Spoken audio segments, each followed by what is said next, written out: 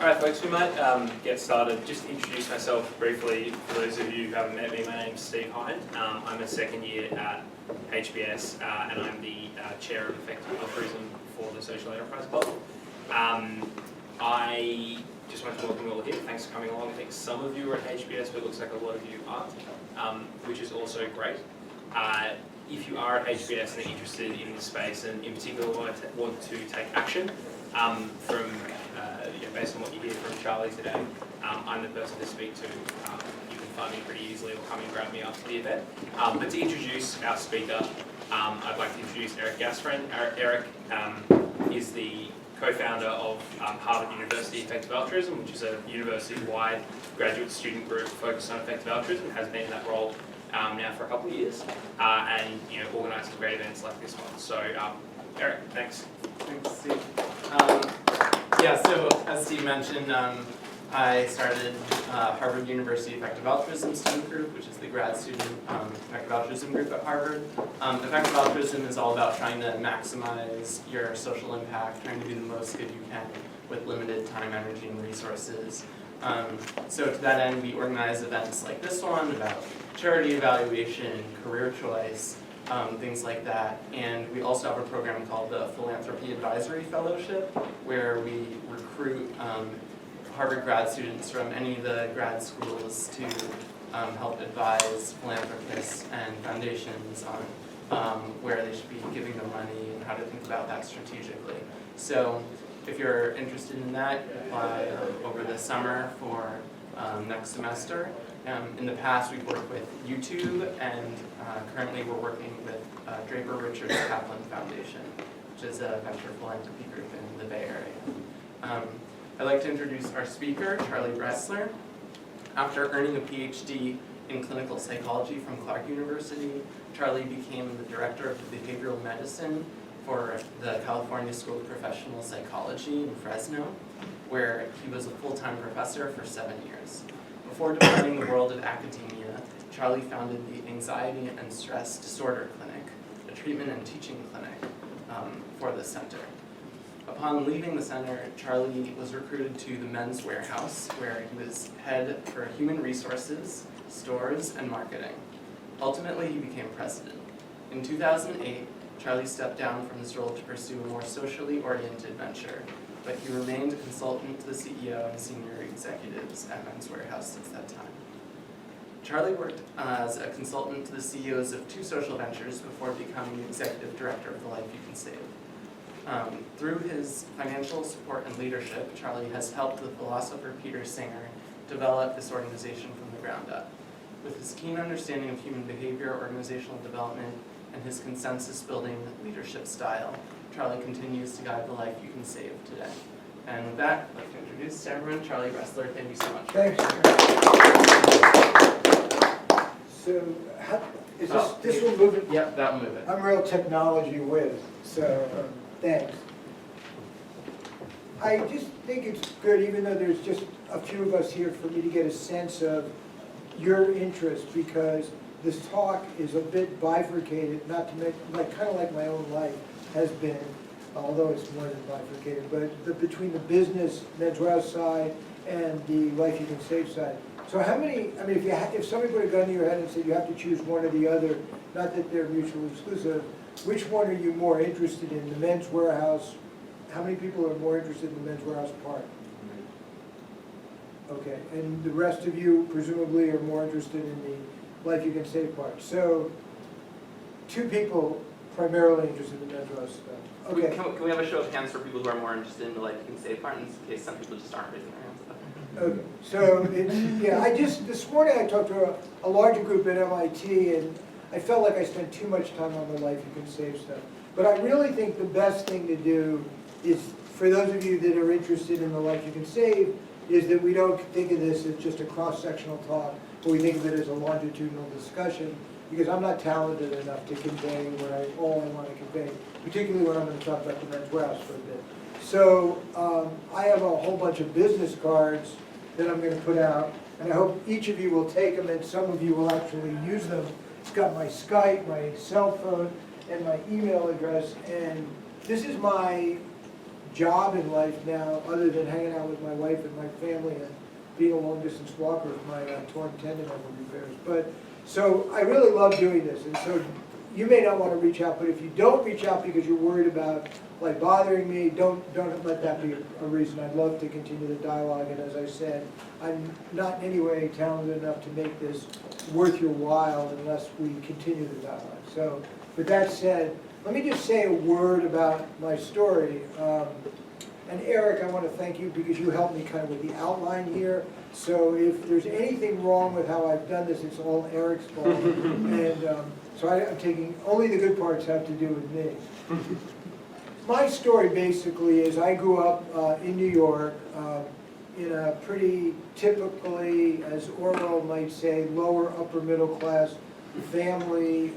My parents were both pretty crazy, literally. So I had kind of a weird childhood, but one of the nice things about my childhood is my parents, through their craziness, and I mean literally, I'm not just using that term formally, instilled in me a real sense of concern for, you know, the bottom 30% financially in the world, not just in the United States, as opposed to the, you know, getting ahead, so to speak. And so that was one really nice thing they did. And the other thing is my mother, I think, taught me to be really frank and straightforward. She was excessively so. But in any case, so not according to some people. But there were some really nice things I took from my childhood, but it was kind of rough. And then in high school, I met my wife. When I tell people I've been married since high school, they always think that's a little strange. But Diane and I met in high school. And she was really helpful in helping me sort of recover and grow socially, politically, in every way, and continues to do so this day with her support, not only of me and our family, but the life you can save. I say all that because when I came into Peter Singer's work on effective altruism, on fighting extreme poverty, it was very familiar to me, and it wasn't like an epiphany or a big light went off, but it would seem that way because what happened is when I went into college, I got very involved in the anti-war movement. That was the Vietnam War, the civil rights movement, and I became an activist for 7 years and really became interested in history and very, very academic. I remember, I don't even think I had a drink. I wouldn't say I drink heavily now, but I'm definitely somebody who enjoys a couple of drinks. And in college, I never drank. I was like, really, I wasn't an ascetic, but I was pretty serious. And it was that time for many of us that we really, really buckled down and really worked hard in learning and trying to figure out how to make the country and the world a better place and mitigate some of the damage we perceived as that was being done in many ways, particularly in Vietnam. But in 1975, when the war ended, I kind of like dropped out. I became a tennis pro. I managed a tennis club, and then I wandered into community mental health. And when my wife got accepted to medical school, I decided, gee, I better get a degree, or else I'm going to feel really, overwhelmed by all these obnoxious doctors. And so, have you ever been to the doctor? But anyway, so I decided to get a PhD in psychology, and I went to Clark just down the street. Had a spectacular experience there. I loved it. I feel like I learned a ton. I was there for 3 years, and then did a postdoc at Worcester State Hospital. And then we moved to California, and I took this job at the California School of Professional Psychology, and Diana took a job teaching in a family practice residency. And we had a really great life, but then we decided we really wanted to get out of Fresno. I don't know if you've ever been to Fresno, but it's over 100 degrees 4 months a year. It's really a tough valley town. And so we decided to move to the Bay Area, and Diana got a job in a family practice. And I was kind of looking around, and I got an offer from a place to start an anxiety clinic, like the one I had, but not a teaching clinic, by a psychiatric hospital. But just at that time, I ran into George Zimmer. How many people have heard of George Zimmer? It was kind of interesting to me in the last class of people who hadn't heard of George Zimmer. Yeah, not as many as I would have thought, which is interesting. I guess you guys don't watch a lot of TV. But anyway, I ran into George Zimmer, who recruited me to join the Men's Warehouse. He was founder and CEO and had been a childhood friend. And George asked me to start a training program, which I did. But I entered and this is the part really for the two of you that are interested in the business part, and I'm gonna try to go through this really quickly. Oh, I think people will recognize George Zimmer as the guy who says, you're gonna like the way you look. I guarantee it, that guy. Yeah. Okay, anyway, thank you, Eric. Do that more as I completely fumble through this. So, I entered into this thing as an outsider. Here I was, a psychologist. I mean, I just really wasn't clearly somebody who should be an executive in this organization, except that George brought me into it.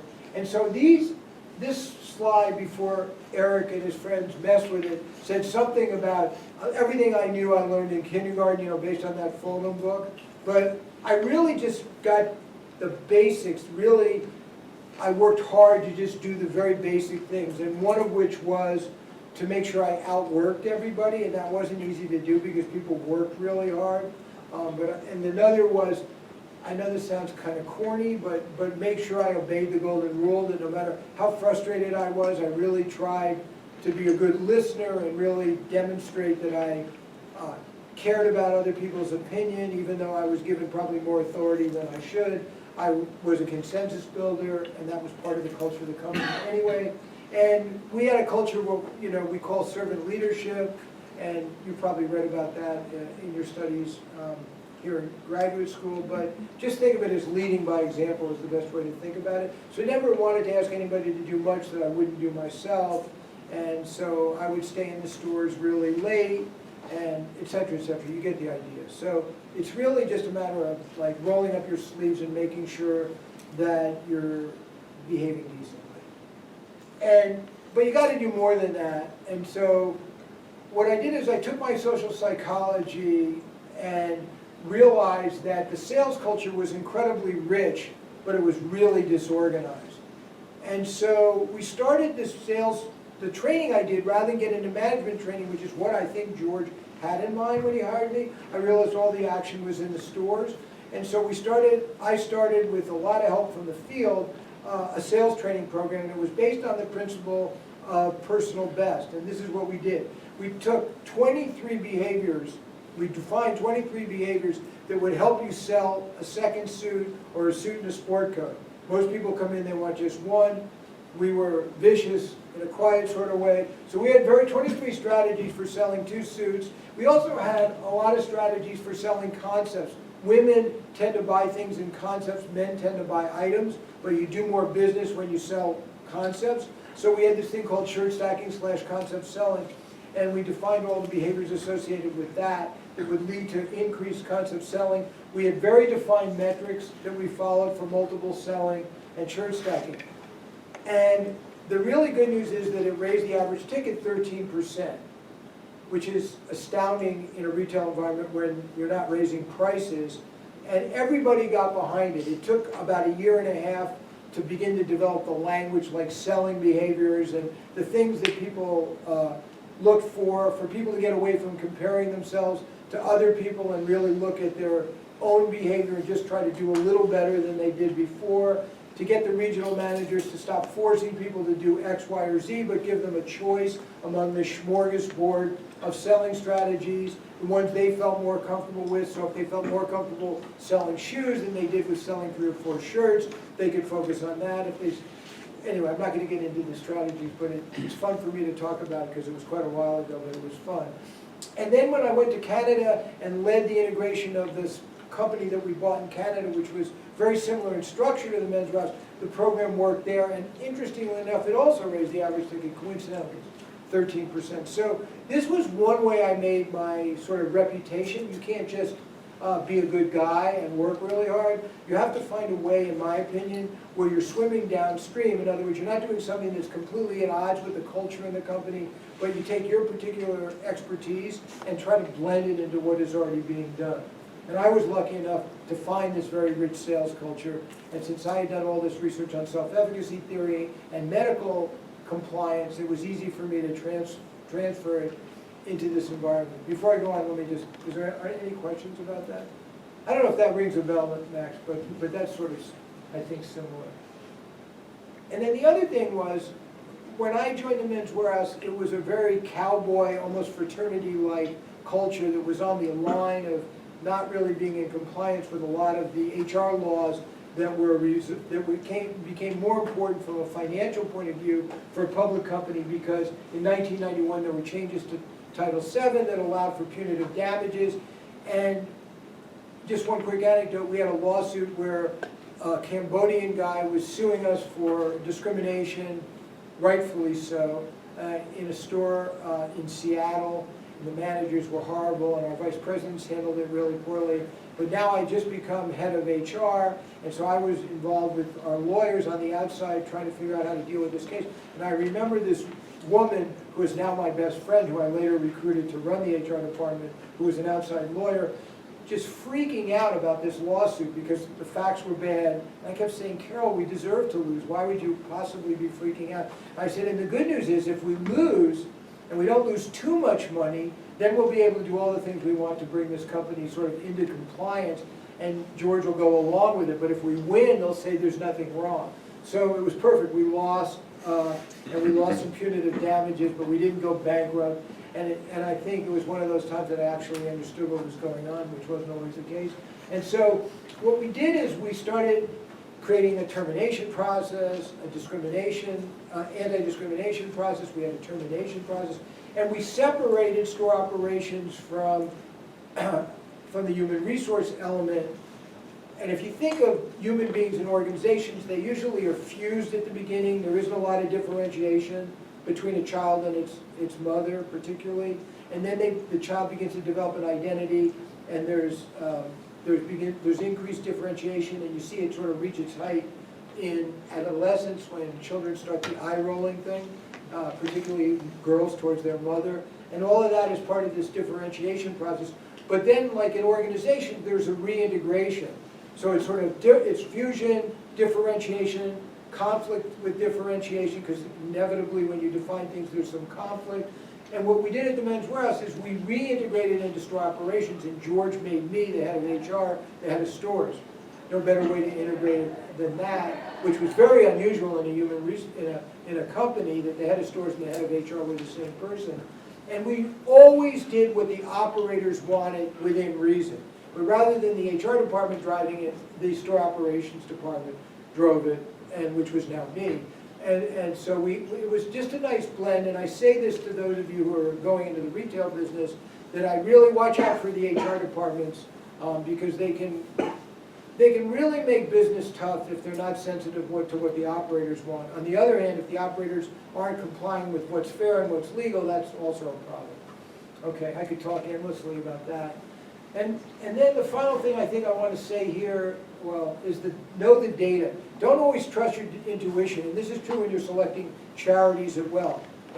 You may think that one intervention is better than another intervention, but actually it's not always easy to know what the right intervention is, and that's true in the retail business too. And so I was able to get one of our worst vice presidents, who was like a hero in the company, fired, as much as I tried, because he was a bad guy and I felt he didn't treat women well and I felt like he was really toxic. I could never get anywhere because he was considered to be such a good performer. So I went into the data and I really spent a lot of time looking at his career, and I looked at everywhere he'd been and what had happened in terms of the results, particularly in terms of the 2-year same-store results. And I found that he wasn't really nearly as good as everybody thought. So when I went into George's office, because I had gotten another complaint about him from a young woman in Kansas, I was able to have him fired, which is what he deserved years ago, because I had the data combined with his behavior. And so it's really, really important to have the data. I'm not going to get into the second example, but if you're in the retail business and you're working with stores, don't always rely on what people say about somebody.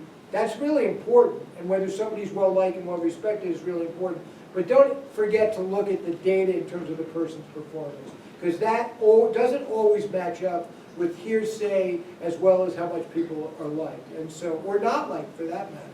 On the other hand, if somebody's not liked in a retail environment, they're usually toxic even if they're a good performer. Anyway, that's another story.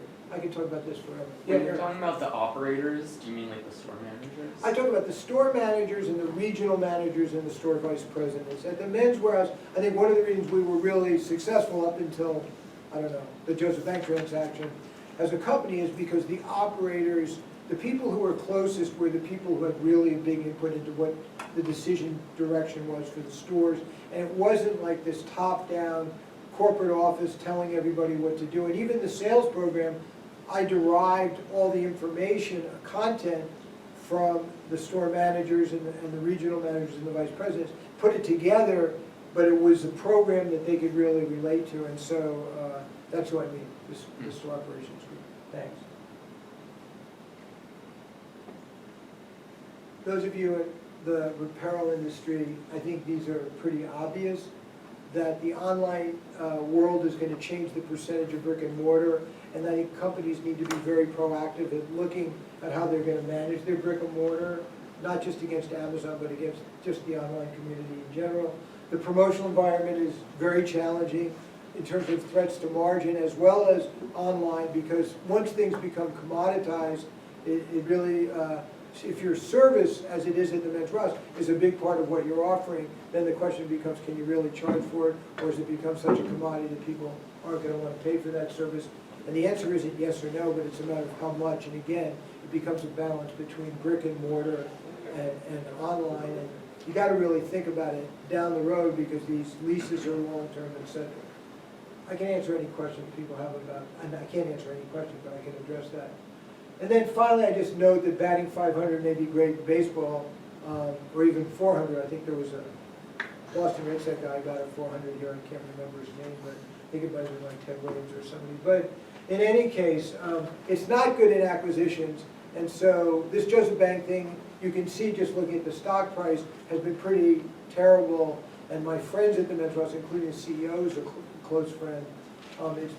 It's been a great challenge, and hopefully they'll get it right. But acquisitions are scary. And then as far as George Zimmer goes, this is you got to know when to quit. And finally, the board told him he missed his chance to quit, and they fired him. I think I knew when to quit, because this is my transition into the life you can save. I knew when to quit as president because my relationship with George, who was still the CEO at that time, was so disrupted that I knew if I became CEO, I was going to have very little independence.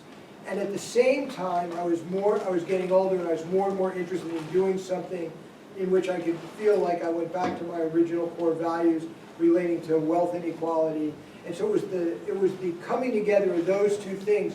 Probably neither one alone would have been sufficient for me to give up this career path, but both together, a light bulb did go off in that case. And I marched into George's office and screwed up my courage one day and told him that I was going to be consulting, but I wasn't going to stay on as a full-time employee. And it was a really great thing. And I just can't tell you how much it means to me to be doing this work now with the life you can save. So let me talk about this for a second. But let me start with this little video. Well, if I press the middle thing, will that count? No. If the computer's right there, so just okay. click the mouse. It should be okay. Click the mouse. But Well, there's nothing. Oh wait. Sorry. There's a computer, but there's nothing on the sorry. screen. Is that a trick? right.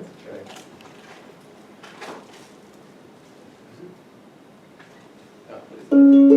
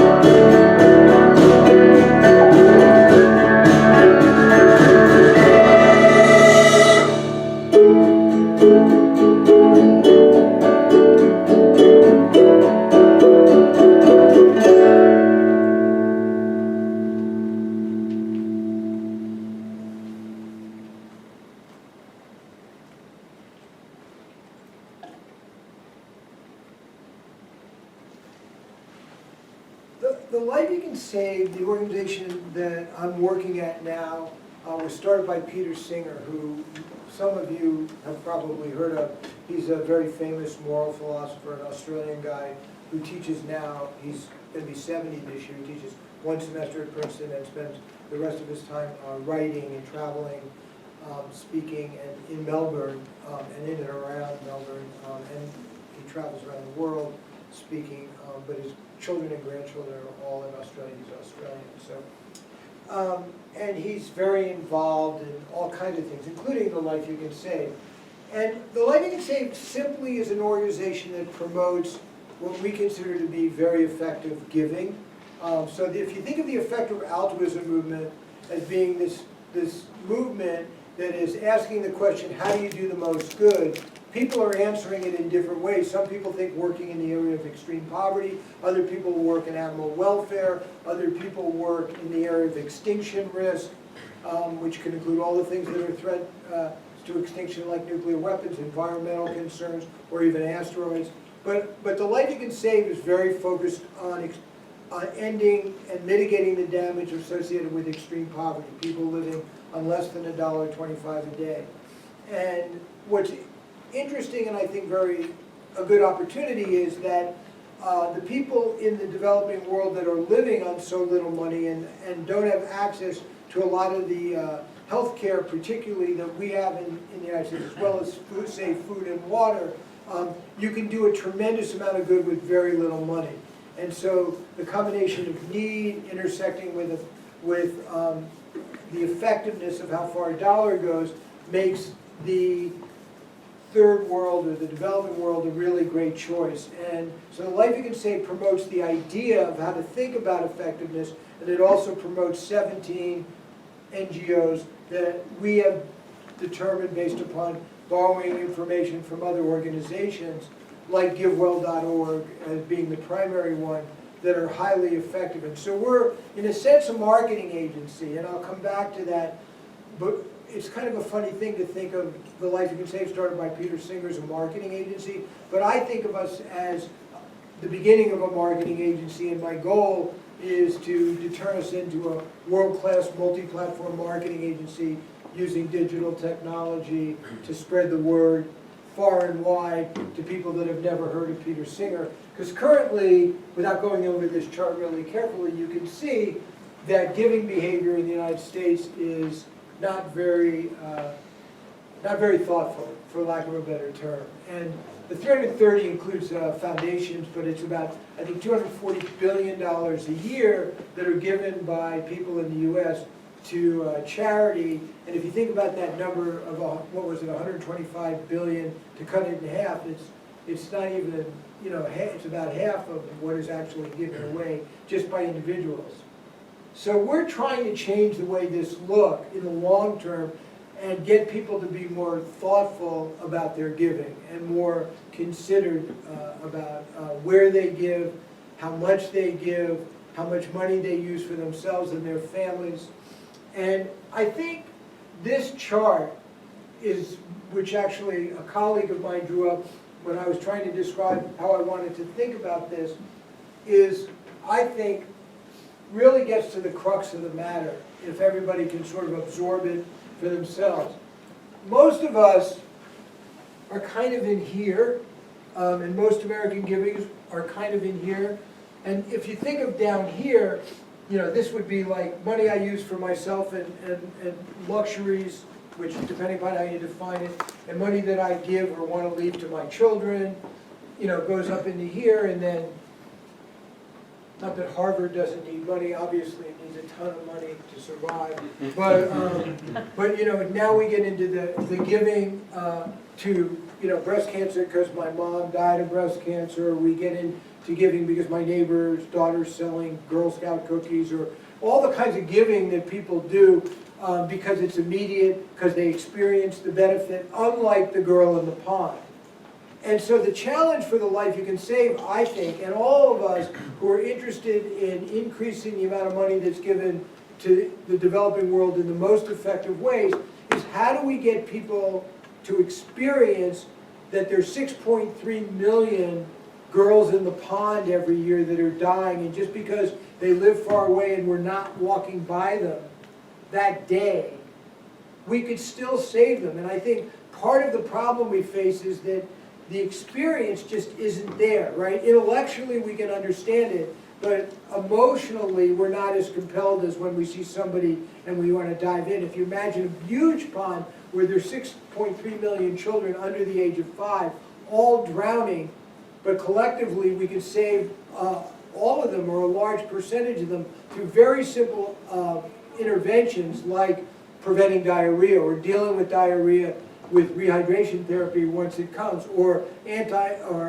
insecticide-treated bed nets. I mean, very, very simple interventions would save massive numbers of children, actually in many ways easier than diving into a pond, particularly if you're not a swimmer, and saving a little girl. How do we convey that to people in a way that it's believable and that they experience it, and it begins to compete with all the giving they want to do down here? And I, by the way, include myself. I'm not excluding myself, and I'm not even excluding Peter Singer. Nobody, or very few people, there are some people in Boston, and there are a few effective altruists who are really at that extreme, what you might call cause neutrality, meaning independent of what the cause is, they just want to pick up the most good that they can do, including denying themselves a lot of what we would consider to be not even necessarily luxuries, in order to save more of those girls in the pond, or young women who need fistula surgeries, or older people who have cataracts that can be cured of blindness for $50 to $150. So as you move up this continuum, this line, you can be more and more effective with your giving. And the Life You Can Save is all about trying to promote that idea, and all about trying to give you out there, the people out there, choices that they can make in order to give most effectively. Once you get this in your head, and once I've gotten this in my head, it's really hard for me to go back to where I was, say, 5 years ago, where I was interested in wealth inequality. I wasn't doing very much about it. Every year in December, my wife would come to me and say, you know, let's give some money away. It's that time of year. And I would say, okay, but you know, we have to worry about this with the kids and that with the kids. I mean, all the traditional stuff. And she would say, well, why don't we give more? And finally, we would, you know, negotiate and we would give more away. But I was doing a lot for my family and myself and Diana. We weren't living, you know, the way a lot of maybe other senior executives live, but we were certainly not starving to death by any means, and we're very self-indulgent. But once you change your perspective on this, as some people in the room have, more so even than I have, it really is hard to go back. So in the Life You Can Save, we're really trying to leverage Peter's brand. And I don't need to go over all of these bullet points, but while this slide is up, let me just share what I'd like to have happen with the Life You Can Save. So in the, well, let me actually, I'm going to go to this and then go back to that slide. So this is what we've accomplished since Diane and I funded it, and I became executive director in 2013. We've made some nice progress, but as you all know, because you're pretty good at math and you're in business school, it's not very hard to get really nice increases off a very low base. And so when you look at the impact we're having, the charts look really nice, and we are succeeding, and we do leverage the dollars we spend for sure, and probably way more than is shown in this chart, which is a very conservative estimate. But if you go back to that number of $240 billion just in the United States that's given to charity, we're really not doing very much compared to what the potential is. So in my opinion, what we really need to do is have staff that's as talented as any marketing staff on different platforms with different products that we can distribute, so that these ideas, thank you, I'll be in touch. The different products that we can distribute, so that we can begin to get the word out, not to a select group of effective altruists, but to large numbers of people, so that when you look back at this chart, people will start to think about moving up towards the more effective part, and it'll get to be more and more widespread. And that costs a lot of money to create a marketing agency that doesn't bring in any revenue. So I'm going to either have to get lots of wealthy donors or lots of medium wealth donors to make recurring gifts, get wealthy families to adopt this, or turn it into a social enterprise where we are marketing products for profit and at the same time feeding the charities. So it's not really clear what the model will be over the next 5 years, but I think there's an amazing amount of work that can be done. And so I'm going to stop in a minute, and because just otherwise we won't have time for questions. Just give you time to sort of, I hate it when people give talks and then read what's on the screen. It's good when you're 4-year-olds because they can't read, but and probably by the time you get to Harvard Business School, most of you can read. I knew at MIT they all could read, by the way, because you're feeling competitive.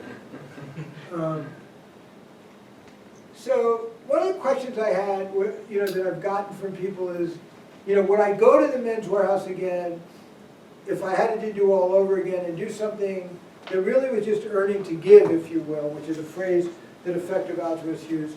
Although I didn't know I was doing that at the time. At the time I thought, oh, I'm just, kind of working and supporting my family and going to work each day.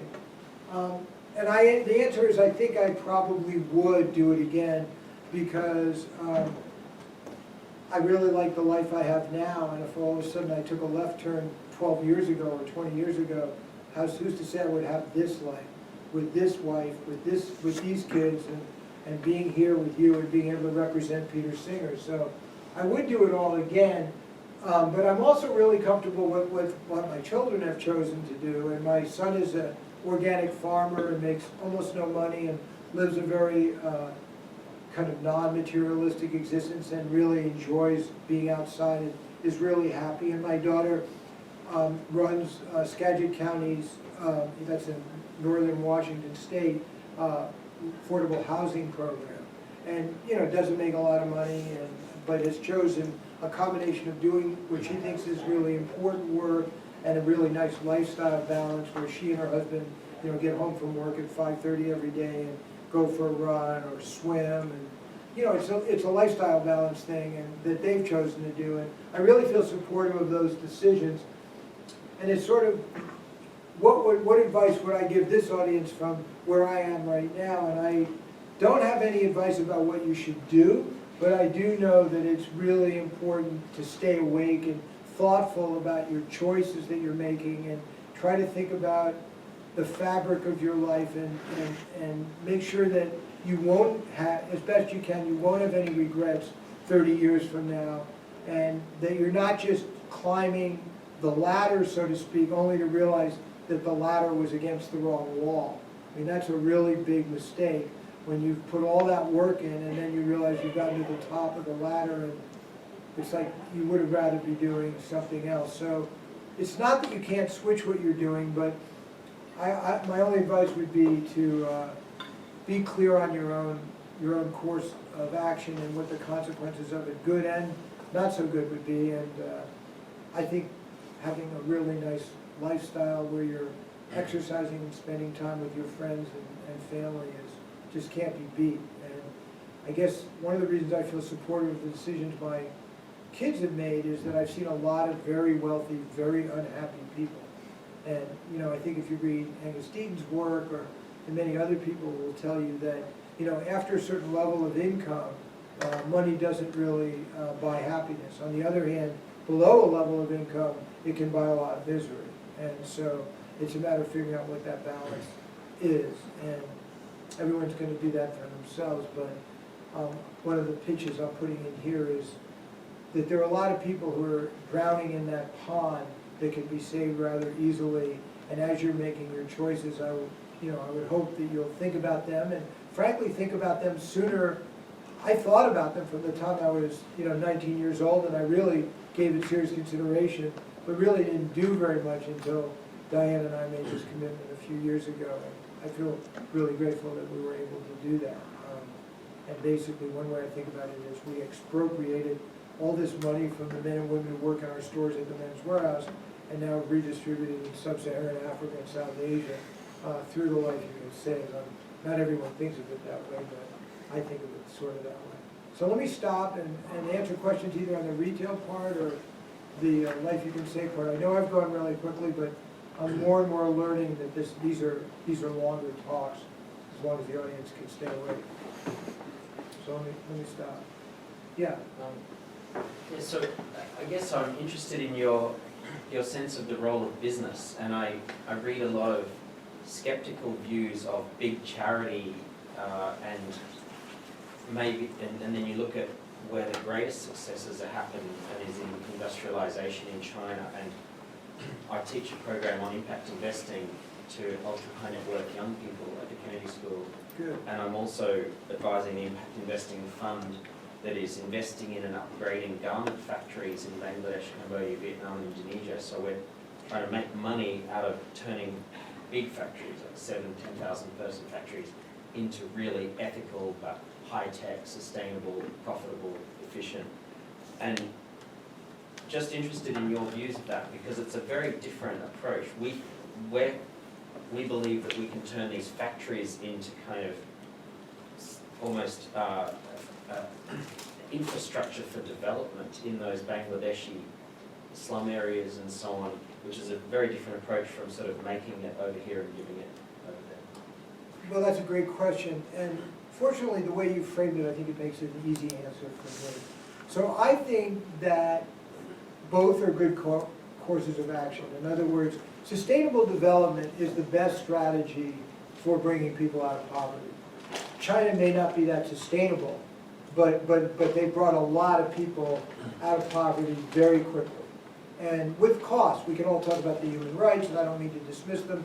We can all talk about the pollution, which is just devastating, as are some of the human rights issues.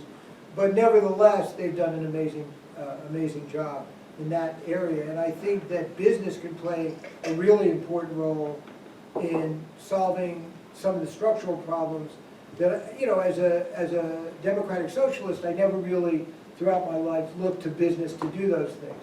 But being older now, I'm much more comfortable with the idea that for-profit businesses that are run in the right way by the right people can do some amazing things. So I think if somebody wants to donate their time or dedicate their time in the way that you are, I forgot your name. I'm sorry.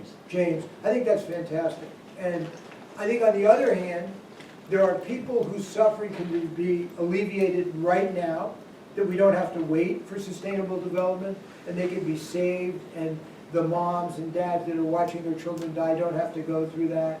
So I think, you know, there are enough of us to be doing both, but I applaud, I mean, having been in the garment business and having some sense of being in Bangladesh and then pulling out of Bangladesh, and now I hear we're going back to Bangladesh, it's a lot more comforting to me to think that they're going to be, instead of those tenement houses, there are going to be some really decent places for people to work.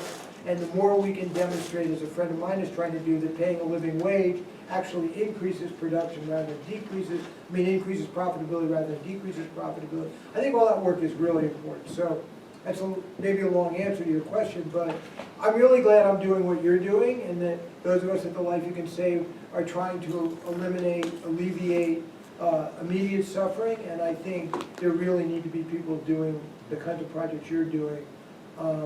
And I don't personally trust most businesses to do the right thing, which is still the roots of my upbringing as a democratic socialist. But and I often know the Men's House, I think, has erred too much on the side of the shareholders, even when they could have gotten away with doing more for employees or more for the supply chain.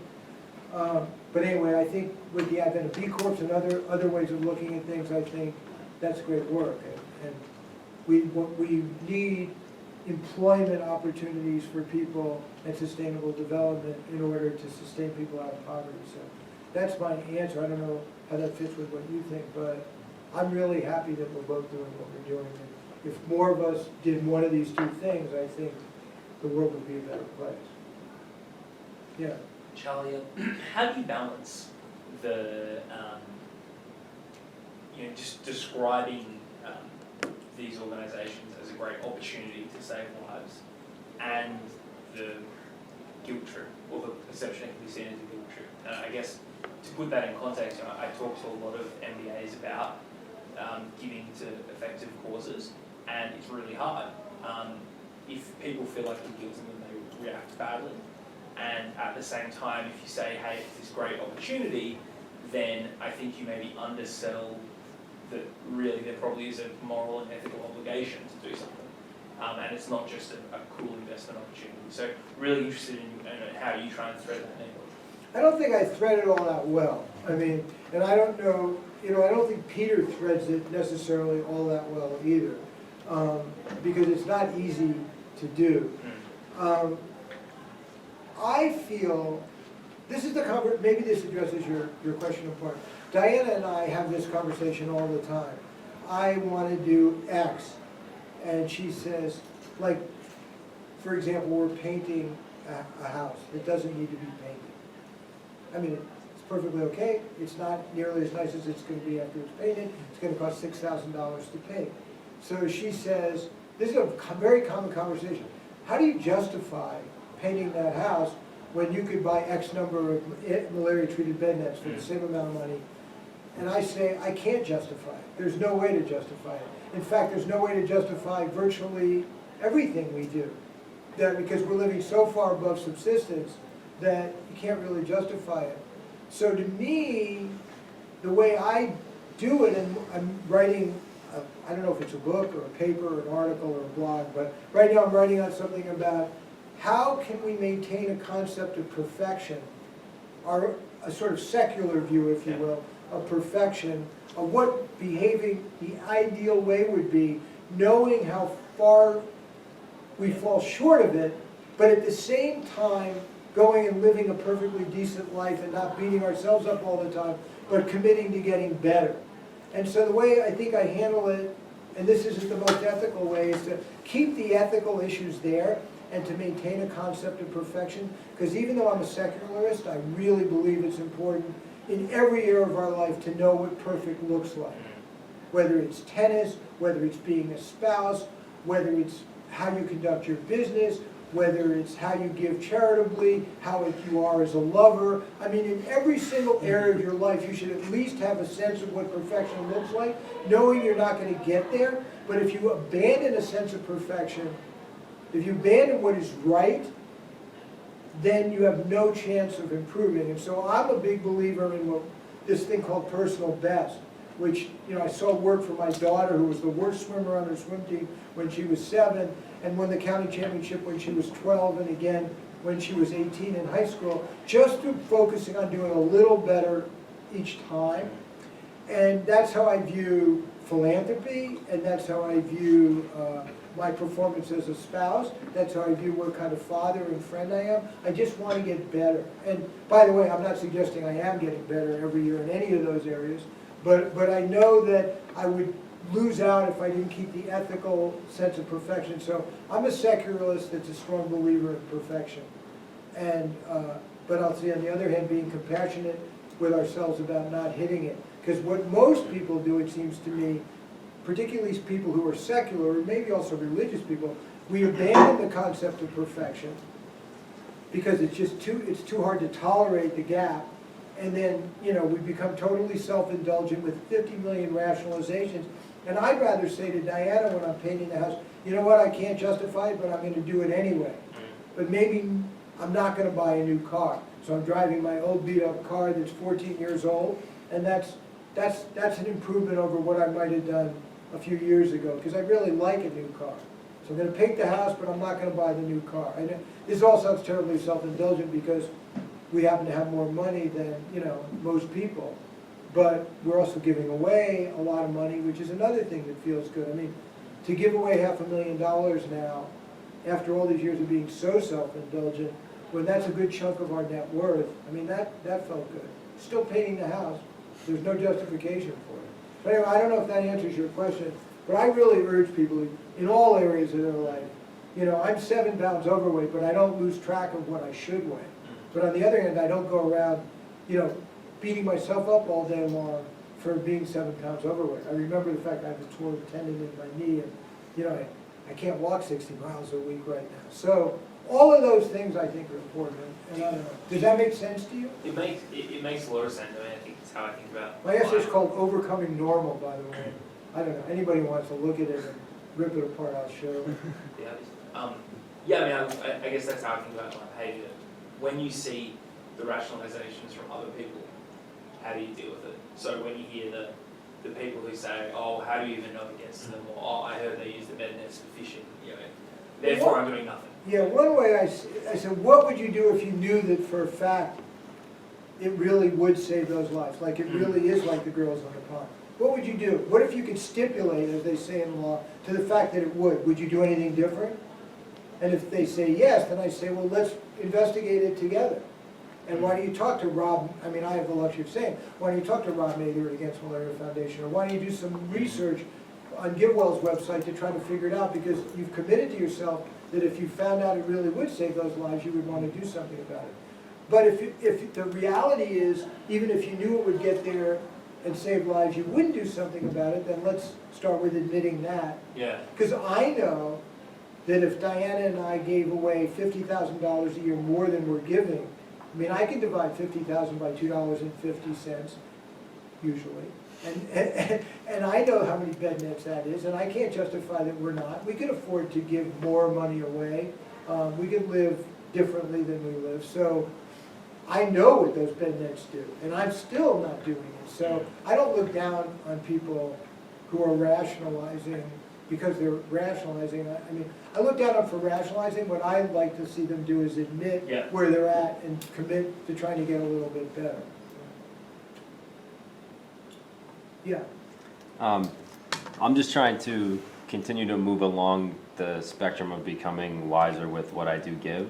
And so, you know, when I was 12, I just knew that I wanted to help stuff. And so if somebody came up to me and said, I'm doing X, to give them money. And then I'd kind of grown up a little bit and thought about, okay, well, I could give $20 to help stray dogs or to help kids. I like kids more than dogs, so I make that kind of decision. How do I just keep moving along that spectrum? I mean, you talked about going to givewell.org and stuff like that, but what are, I guess, the ways, the kind of, I don't know, let's call them easiest ways to continue to become more sophisticated with kind of how you help out? I think the personal best I outlined in this crazy thing I'm writing, a program, a very specific personal best program, which also involves putting yourself in a community of people who have a similar commitment to try to improve.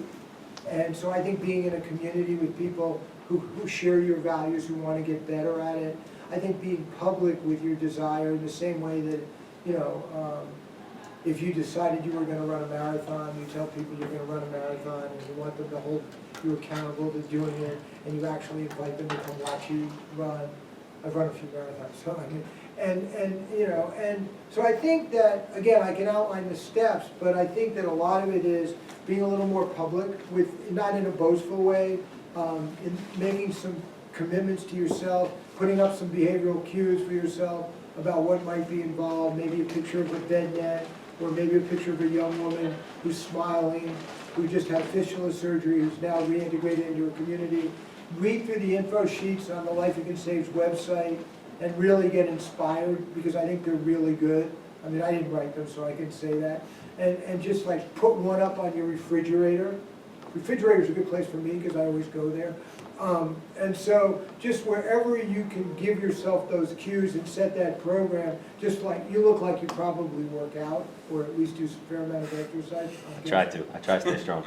You what? I try to stay strong. Yeah, but so the same kind of thing you would do with your exercise program, and part of what I'm saying is philanthropy is no different than any health-related behavior. That's one of the things I'm writing about. So just treat it like any health-related behavior, whether it's nutrition or exercise, and sort of make a commitment to do a little bit better.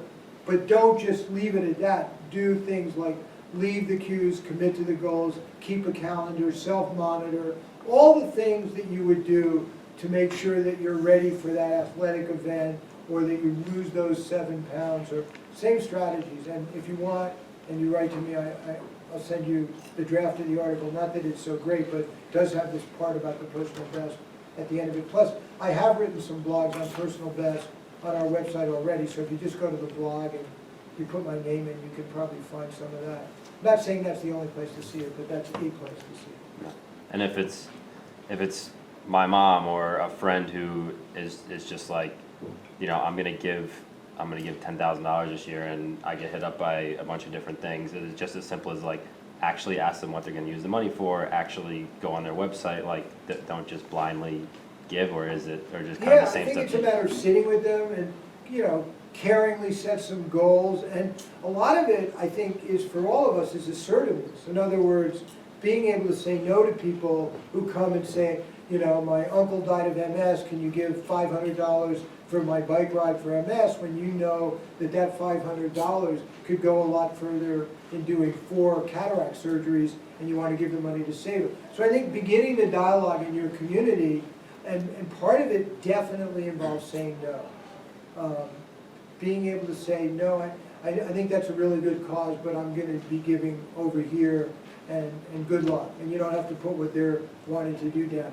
Yeah, I know your mom died of breast cancer, and that was really awful. And, you know, I'm sort of feeling like the American Cancer Society is getting a lot of money relative to where I'm giving this other money. Those kinds of conversations. But there is an element of assertiveness to it, I think. And that's not easy. No. So,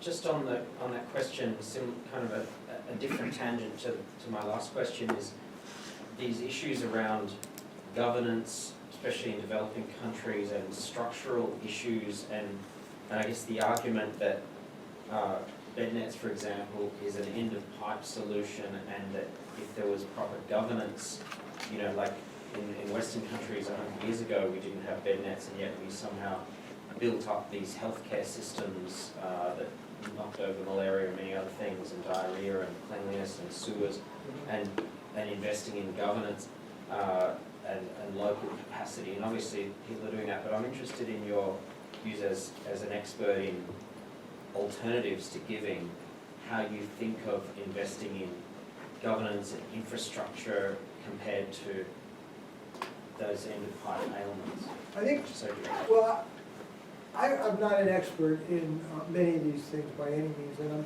certainly governance I'm cynical about. I mean, I don't know how to go to Malawi, for example, or the Democratic Republic of the Congo, and change the governance currently under the current situation. But I know that we can distribute bed nets in the DRC and save a lot of lives pending better governance. And so, again, these people are going to die now. And in fact, if you have like 9 years of good coverage in a region of bed nets, you can wipe out malaria in that region. You may not be able to wipe it out in the whole DRC or the whole of sub-Saharan Africa. But yeah, thanks for coming. But you can wipe it out. So you know, 3 years succession. So you lay down the bed nets and you lay them down again. You lay them down again. So I think some places are more hopeful in terms of governance than other places. This happens to be one of those places, not Harvard, but the United States, where I'm pretty cynical about governance. And there are similarly countries around the world where I could be cynical. And then there are other places where improving the governance has made a huge difference. So I think you have to sort of to look. I mean, clearly, if we could blend the democracy in India with some of the great things that have been happening in China, we would have something that would be worth fighting for. I personally don't know how to do that. What I do know how to do is tap into experts about what are great charities and try to spread the word about that. But so we do need better governance, and you know, it starts in the developed world, where, I mean, when you think about the problems in, this is me, my politics, so forgive me, but if you think about the problems in sub-Saharan Africa, let's pick Nigeria, for example. When you think of the problems that exist in Nigeria, it isn't just the corrupt governments in Nigeria, but it's the vested interests of the developed countries that have been extracting minerals and oil from Nigeria that have had a hand in keeping those governments corrupt. They don't put the corrupt governments in power, but believe me, any government that's friendly to British Petroleum, or they're not going to be overly concerned about getting them out of power either. So we played a huge role in the governance problem. So, you know, maybe this is the place where the governance really needs to change the most, to have the most influence. It's still the most powerful country in the world. So maybe we find a government here that will actually insist that we have good governance in these other countries and do their best to foster it instead of the opposite. And I could name country after country after country, starting, say, with Guatemala in 1954, and going on from there, where the United States has undermined good government in order to have capital be safe in those countries. So there's a lot of good work to be done. So good luck with that work, and I think it's important. All right, well, All right, let's so we're gonna stop. thank Charlie. Thanks so much for coming. I'm gonna throw in that we're gonna take Charlie out to drinks at the grill downstairs Spangler. So if any of you would like to join us, since it's a small group, feel free to stick around. We'll walk over there in a little bit. Anyway, thank you, and you know, if you're interested in these issues, there are no simple answers, but I think it's a matter of continue to keep them in our forefront. I really envy all of you for getting involved in thinking about some of this stuff at such an early age relative to when I did. I mean, I thought about it, and I actually did a lot for 7 years, but I sort of left it because my involvement was so wedded to structural solutions that when those seemed to be not happening, I allowed myself, I'm not really beating myself up about this because I did a lot of good things, I think, too, but anyway, it's nice that you're thinking about them, and just stay in touch with the fact that there are a lot of kids in those ponds that you can save pending the structural solutions that need to also happen, and maybe you'll be lucky enough to be able to do both. For example, while you're working on these solutions, you still could give a certain percentage to really effective charities in the developing world and be working at both ends of it. So, yeah. You're really lucky to be here at Harvard Business School and have lots of opportunity. And you've worked hard to get in this position. I can't imagine that any of you, as smart as you may be, just kind of wandered in here. I mean, you've worked hard in industry. Well, maybe Eric did. You've worked hard in industry, and you've worked hard in school, and you just, you know, nobody deserves to be born into a family where working hard doesn't get you anywhere, but you all have had to work hard to get here, and so, you know, use your privilege wisely. That's all I can say. Because in spite of all your hard work, you're incredibly privileged, so, and you will continue to be so if the world doesn't fall apart. Probably won't. All right. Well, Thanks.